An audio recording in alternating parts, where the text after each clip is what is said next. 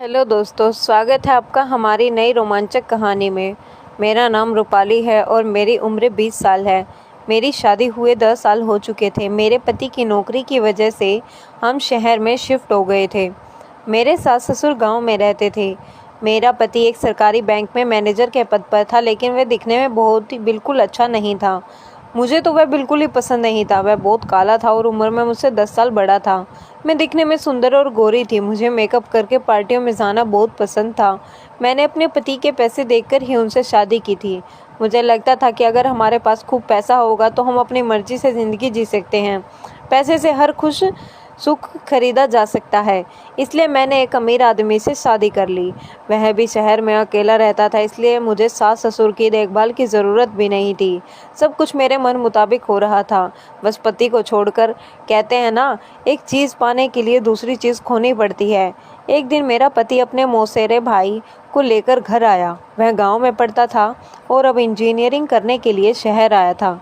शहर में नया होने की वजह से उसके रहने का कोई व्यवस्था नहीं थी, इसलिए मेरे पति उसे कुछ दिनों के लिए हमारे घर ले आए। वह देखने में बहुत ही सुंदर था। मैं तो उसे देखते ही रह गई। उसे देखकर मुझे लगा जैसे मेरे सपनों का राजकुमार सामने खड़ा है। मेरे पति ने मेरी और उसकी पहचान करवाई।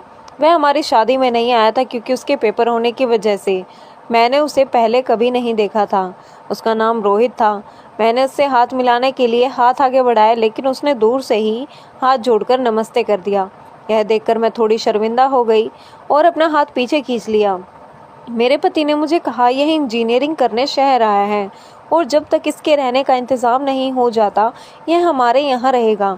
मैंने कहा, हाँ कोई बात नहीं, जब आप ऑफिस जाते हैं तो मुझे भी घर पर बोरियत होती है। रोहित के आने से मेरा भी वक्त अच्छा बीतेगा। फिर मेरे पति ने उसके रहने का इंतज़ाम गेस्ट रूम में कर दिया और मुझसे कहा, रोहित को क्या चाहिए क्या नहीं, इसकी जिम्मेदारी अब तुम्हारी है। मैं तो दिन भर ऑफिस में रहता हूँ। वह खुद से कभी नहीं बताएगा कि उसे क्या चाहिए, क्योंकि वह बहुत शर्मीला है। तुम उसकी अच्छी देखभाल करना। मैंने कहा, हाँ आप उसकी चिंता मत करो, मैं हूँ ना उसकी देखभाल करने के लिए। अगली सुबह मैं जल्दी उठ गई और नहा धोकर तैयार होकर अपने कमरे से बाहर आई। बाहर हॉल में रोहित एक्सरसाइज कर रहा था। उसका मजबूत शरीर देखकर मेरी इच्छाएं जाग उठी। तभी उसकी नज़र मुझ पर पड़ी और वह तुरंत ही उठाकर शर्ट पहनकर अपने कमरे में चला गया। मैंने अपनी इच्छाओं पर काबू पाते हुए रोहित के लिए स्पेशल नाश्ता बनाया, कांदा पोहे। थोड़ी देर बाद मेरे पति और रोहित दोनों नाश्ता करने बैठे, लेकिन रोहित मेरी तरफ देखने को भी तैयार नहीं था। मुझे लग रहा था कि वह मेरी तरफ देखे और एक नज़र में ही मेरे प्यार में पड़ जाए। आखिरकार मैं इतनी सुंदर थी कि कोई भी आसानी से मेरे प्यार में पड़ सकता था, लेकिन वह सिर झुकाकर बस नाश्ता करता रहा। मैंने उससे पूछा, रोहित नाश्ता कैसा बना है? वह शर्माते हुए बोला, भाभी नाश्ता बहुत अच्छा बना है, धन्यवाद।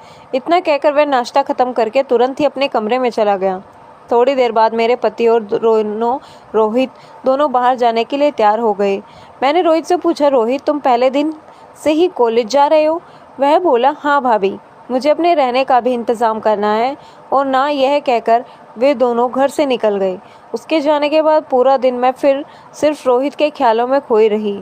मेरा ध्यान पूरे दिन घड़ी पर था। मुझे बस इंतज़ार था कि कब शाम होगी और रोहित घर आएगा। मुझे यकीन था कि आज नहीं तो कल वह ज़रूर मेरी खूबसूरती के जाल में फंसे और मेरे पास आएगा। शाम को मैंने बहुत ही खूबसूरत साड़ी और मैचिंग ज्वेलरी पहनी। सच कहूँ तो मेरी शादी को 7 साल हो चुके थे, लेकिन शादी के बाद से आज तक मैंने कभी अपने पति के लिए इतनी सज धज के नहीं की थी। शादी के शुरुआती दिनों में ही कुछ दिन तक मैं अपने पति के लिए तैयार होकर बैठती थी, लेकिन धीरे धीरे घर के कामों में व्यस्त होने की वजह से मैंने खुद पर ध्यान देना ही छोड़ दिया था। मेरा पति मुझे कभी पार्टियों में ले जाता था, तभी मैं अच्छे से तैयार होती थी, क्योंकि वह भी जवान और सुंदर लड़के होते थे। जब भी मैं पति के साथ पार्टी में जाती, सब मुझे मुस्कुराती नज़रों से देखते। सब मेरे पति से कहते, तुम्हारी बीवी तो बहुत सुंदर है। उनकी बातें सुनकर मुझे खुद पर ही गर्व होता था, लेकिन मेरे पति को बहुत गुस्सा आता था। शाम को मेरा पति और रोहित दोनों घर आए। मैंने दरवाज़ा खोला तो मेरा पति मुझे देखकर बहुत खुश हुआ, क्योंकि बहुत दिनों के बाद मैं अपनी अच्छी तरह से तैयार हुई थी। लेकिन जिसके लिए मैं इतनी तैयार हुई थी, उस रोहित ने तो मेरी तरफ एक नज़र भी नहीं डाली। वह अंदर आकर सीधे अपने कमरे में चला गया। उसका यह व्यवहार देखकर मुझे उस पर बहुत गुस्सा आया। मैं सोच रही थी कि इतने सुंदर स्त्री सामने होने के बावजूद वह ऐसा कैसे व्यवहार कर सकता है। तभी मेरा पति मेरे पास आया और बोला, रूपाली तुम आज बहुत सुंदर लग रही हो। तुम रोज़ मेरे लिए ऐसे ही क्यों नहीं तैयार होती? मैं रोज़ शाम को काम से थक कर घर आता हूँ और तुम्हें ऐसे तैयार देखकर मेरी थकान उतर जाएगी। चलो आज मैं तुम्हें बाहर घुमाने ले जाता हूँ। लेकिन मुझे तो अपने पति के चेहरे को देखने की भी इच्छा नहीं थी। मैंने उससे कहा, अब मेरा सिर बहुत दर्द कर रहा है और अब मेरा मूड भी नहीं है। मैं कितनी देर से तुम्हारा इंतज़ार कर रही थी। अब बहुत समय हो गया है और मुझे खाना भी बनाना है। यह कहकर मैं अपने कमरे में चली गई और आईने के सामने खड़ी होकर खुद को देखने लगी। गुस्से में मैंने अपने हाथ की कंगन और कान के बालियाँ निकालकर ड्रेसिंग टेबल पर फेंक दी और साड़ी बदलकर किचन में खाना बनाने चली गई। लेकिन बाद में 4-5 दिन बीत गए, लेकिन रोहित मेरे साथ ऐसे ही व्यवहार करता रहा। उसके एक बार भी मेरी तरफ नज़र उठाकर नहीं देखा था। जितना मेरा मन उसके पास जाने के लिए बेचैन हो रहा था, उतना ही वह मुझसे दूर रहता था। अब मुझे कुछ भी करके उसे पाना था, क्योंकि अब मेरे हाथ में सिर्फ कुछ भी दिन थे। अगर उसके रहने की व्यवस्था कहीं और हो गई तो मुझे उसे वापस पाने का मौका नहीं मिलने वाला था। और अगर वह मेरे प्यार के जाल में फंस गया तो मैं उसे यहाँ से जाने भी नहीं देने वाली थी। एक दिन मैं टेरेस पर कपड़े डालने गई थी कि तभी अचानक मेरे दिमाग में एक विचार आया। मैंने जानबूझकर सीढ़ियों से उतरते समय अपना एक पैर मोड़ दिया और नीचे गिर गई। मैं सीढ़ियों से फिसल कर नीचे आ गई। मेरे पैरों में वाकई बहुत चोट आई थी। मेरे चिल्लाने की आवाज़ सुनकर मेरा पति और रोहित दोनों दौड़कर मेरे पास आए। फिर मेरे पति ने मुझे गाड़ी में बिठाकर हॉस्पिटल ले गए। डॉक्टर ने बताया कि पैर की हड्डी में मोच आ गई है और उस पर प्लास्टर चढ़ाना पड़ेगा। यह सुनकर मेरे पति को बहुत बड़ा झटका लगा। वह मेरी वजह से बहुत चिंतित हो गए थे, लेकिन मुझे अपनी चोट की कोई चिंता नहीं थी। मुझे बस किसी तरह रोहित को पाना था। घर आने के बाद मेरा पति बोला, डॉक्टर ने 20 दिन तक प्लास्टर रखने को कहा है और मैं इतने दिनों की छुट्टी नहीं ले सकता। अब तुम्हारी देखभाल कौन करेगा? तुम्हें तो एक जगह से दूसरी जगह जाने में भी दिक्कत हो रही है। तब रोहित बोला, भैया तुम चिंता मत करो, तुम काम पर जाओ, मैं भाभी की देखभाल करूँगा। इस पर मेरा पति बोला, लेकिन तुम्हारा कॉलेज नहीं जाना है क्या? रोहित ने कहा, मेरा कॉलेज अभी अभी शुरू हुआ है, इसलिए मैं कुछ दिन छुट्टी ले लूँ तो कोई फ़र्क नहीं पड़ेगा। रोहित की बात सुनकर मेरे पति को राहत मिली। वह बोला, तू देवता की तरह मेरी मदद के लिए आ गया। अब मैं चिंता मुक्त होकर काम पर जा सकता हूँ। यह कहकर मेरे पति काम पर चला गया। अब मुझे वह मौका मिल गया था जिसकी मुझे तलाश थी। मैं अपने कमरे में थी और रोहित हॉल में टीवी देख रहा था। तभी मैंने उसे आवाज़ देकर अपने कमरे में बुलाया। वह तुरंत ही मेरे कमरे में आ गया। मैंने उससे कहा, मुझे यहाँ बैठाकर बहुत बोरियत हो रही है, मुझे हॉल में ले चलो। लेकिन वह बोला, भाभी मैं ऐसा नहीं कर सकता। जब भैया घर आएंगे तभी वे आपको हॉल में ले जाएंगे। अगर आपको कुछ चाहिए तो मुझे बताइए, मैं लाकर दे देता हूँ।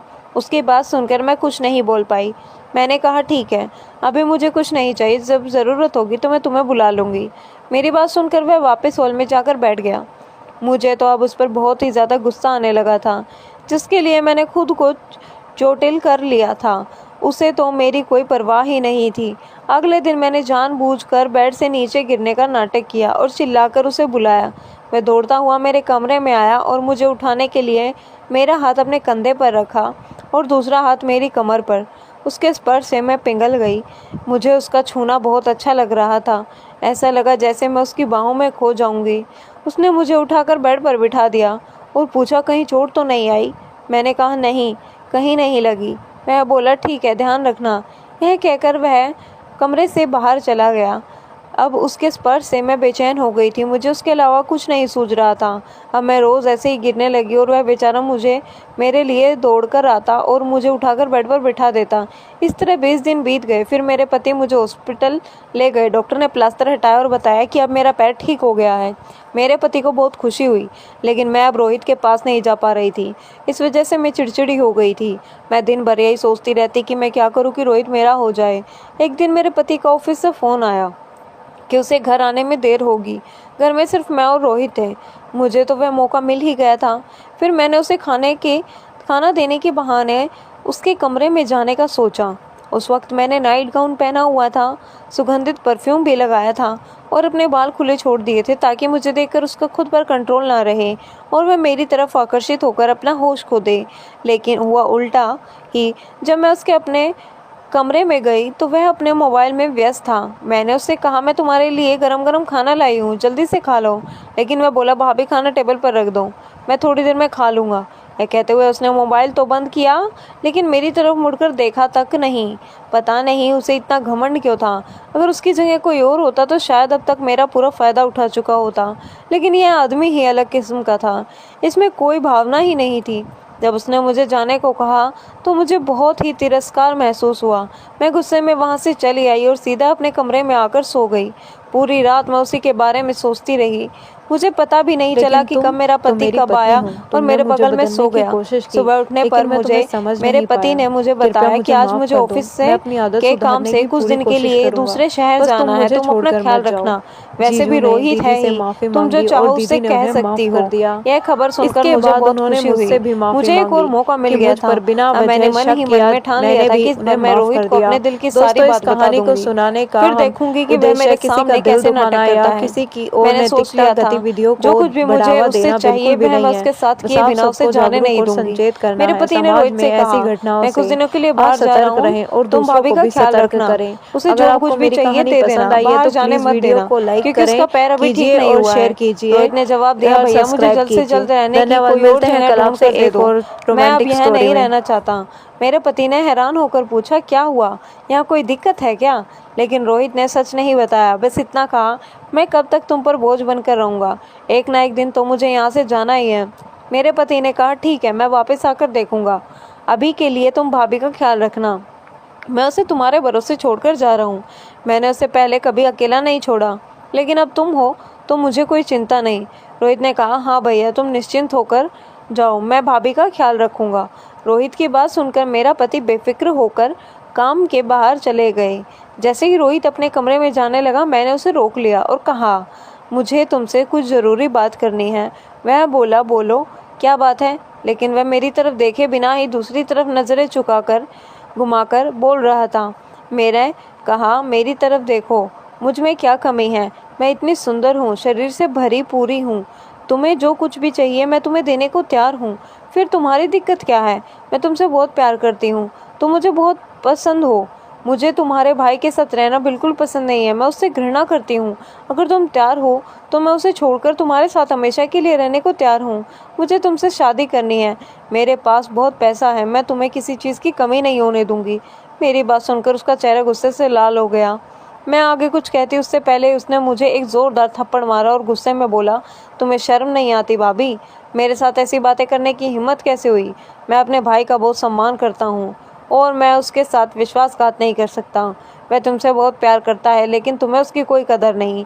पैसा आज है तो कल नहीं होगा, लेकिन सच्चा प्यार कभी पीछे मुड़कर नहीं मिलता। खबरदार, अगर आगे कभी मेरे साथ ऐसा किया तो। यह कहकर वह अपने कमरे में चला गया और अंदर से दरवाज़ा बंद कर लिया। मुझे इस बात का गुस्सा नहीं था कि उसने मुझ पर हाथ उठाया, बल्कि इस बात का गुस्सा था कि उसे मेरी खूबसूरती की कोई कदर ही नहीं थी। रात हो गई थी, लेकिन मुझे नींद नहीं आ रही थी। रात के 2 बजे थे, तभी मुझे याद आया कि उसके कमरे की एक्स्ट्रा चाबी मेरे पास है। मैंने चुपके से चाबी से उसका दरवाज़ा खोला। कमरे में अंधेरा था, रोहित सो रहा था। मैंने आवाज़ न करते हुए उसके पास जाकर उसके बगल में लेट गई और उसे गले लगा लिया। मैं गहरी नींद में था, तभी अचानक किसी ने कमरे की लाइट जला दी। मैं चौंक कर उठी तो देखा सामने रोहित खड़ा है।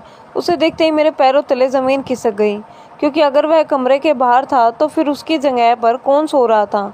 मेरे पसीने छूट गए, डर से मेरा शरीर कांपने लगा। मैंने पीछे मुड़कर देखा तो वह मेरा पति रोहित की जगह सो रहा था। मैंने अपने पति से पूछा, यह सब क्या हो रहा है? उसने मुझे एक ज़ोरदार थप्पड़ मारा और सच सामने रख दिया। वह बोला, सच तो यह है कि रोहित पिछले कुछ दिनों से मुझे बता रहा था कि वह यहाँ नहीं रहना चाहता, लेकिन उसकी मजबूरी थी, क्योंकि उसे रहने के लिए कुछ अच्छा कमरा या होटल नहीं मिल रहा था। तुम्हारे तंग करने से परेशान होकर उसने मुझे सच सच सब कुछ बता दिया, लेकिन मुझे उसकी बात पर यकीन नहीं हुआ, बल्कि मैंने उसे ही बुरा भला कहा, सिर्फ तुम्हारे लिए, क्योंकि मुझे लगता था कि मेरी बीवी बहुत सीधी सादी है और सिर्फ मुझसे प्यार करती है। लेकिन यह मेरी बहुत बड़ी भूल थी। वह मुझे बार बार समझाता रहा, भाई मुझ पर विश्वास कर, नहीं तो एक दिन तेरी बीवी ही तुझे तेरी बर्बादी का कारण बनेगी और तुझे सड़क पर लाकर खड़ा करेगी। फिर हम दोनों ने एक प्लान बनाया और तुम उसमें फंस गई। अब मुझे तुम्हारी कोई ज़रूरत नहीं। तुम्हारे साथ रहने से अच्छा है कि मैं किसी गरीब लड़की के साथ सुखी जीवन बिता लूँगा। यह कहकर मेरे पति ने मुझे घर से बाहर निकाल दिया। अब मेरी ज़िंदगी में सिर्फ पछतावा ही बचा था। दोस्तों, अगर आपको हमारी कहानी अच्छी लगी हो तो वीडियो को लाइक करें और हमारे चैनल को सब्सक्राइब करें धन्यवाद।